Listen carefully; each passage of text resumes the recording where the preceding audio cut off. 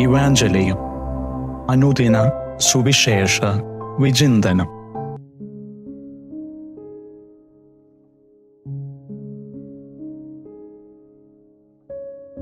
നിങ്ങൾക്ക് ക്രൂരത കൊണ്ട് ഒരാളുടെ കണ്ണ് നിറയ്ക്കാം, കരുണ കൊണ്ടും ഒരാളുടെ കണ്ണ് നിറയ്ക്കാം. കരുണ കൊണ്ട് ധാരാളം പേരുടെ കണ്ണ് നിറച്ച ഒരാളുടെ പേരാണ് ജഡ്ജ് ഫ്രാങ്ക് കാപ്രിയോ.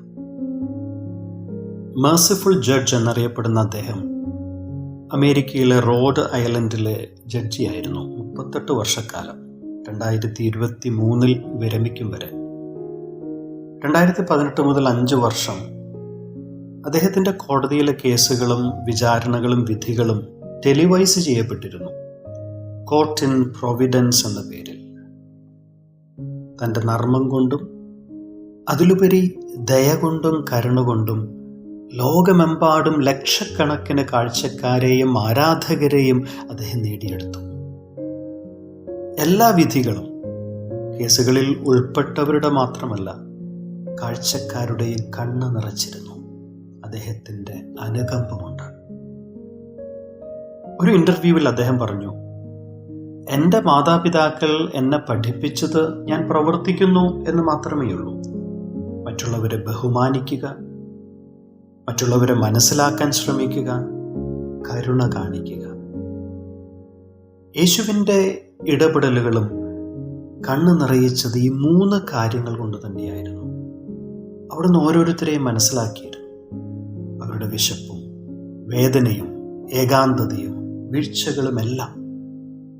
അവിടുന്ന് എല്ലാവരെയും ബഹുമാനിച്ചു. പണ്ഡിതനെന്നോ നിരക്ഷരനെന്നോ പുരുഷനെന്നോ സ്ത്രീയെന്നോ പുണ്യവാളനെന്നോ പാപിയെന്നോ ഭേദമില്ലാതെ അവിടുന്ന് എല്ലാവരോടും കരുണ കാണിച്ചു. കൂടെ നടക്കുന്ന, കൂടെ സഹിക്കുന്ന കരുണ. നിയമങ്ങളൊക്കെ കൃത്യമായും കർക്കശമായും പാലിച്ചിരുന്ന ഫരിസേയർക്കില്ലാതെ പോയതും ഈ ഗുണങ്ങളായിരുന്നു. അതുകൊണ്ടാണ് യെശയ്യാ പ്രവാചകന്റെ 6-ാം അധ്യായം 6-ാം വാക്യം ഉദ്ധരിച്ചുകൊണ്ട് യേശു പറയുന്നത്, ബലിയല്ല കരുണയാണ് ഞാൻ ആഗ്രഹിക്കുന്നത് എന്നതിൻ്റെ അർത്ഥം നിങ്ങൾ മനസ്സിലാക്കിയിരുന്നെങ്കിൽ. കഠിനത കൊണ്ട് മനുഷ്യരുടെ കണ്ണ് നിറയ്ക്കുന്നവർക്ക് കരുണ കൊണ്ട് കണ്ണ് നിറയ്ക്കുന്ന കർത്താവിൻ്റെ കണ്ണിൽ വിലയുണ്ടാവില്ലെന്ന്